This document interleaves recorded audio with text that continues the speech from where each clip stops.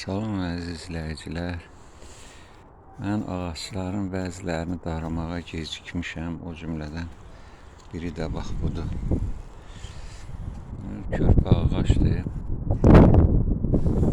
Bir tay ümumiyyətlə kəsilməlidir. Amma niyə kəsməmişəm? Bunu calamaq istəyirəm.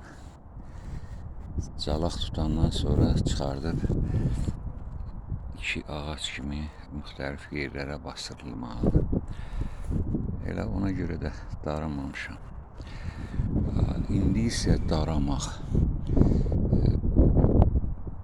Bir pis cəhəti var ki, ağac uyanıb şirə axıdacaq o kəsilən yerindən. Ona görə o şirə axmasın deyə ruslar sadovu var deyilən bir pasta düzəldirlər, ya satın alırlar.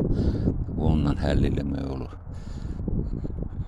Mən isə bir dəfə, iki dəfə yoxlamışam.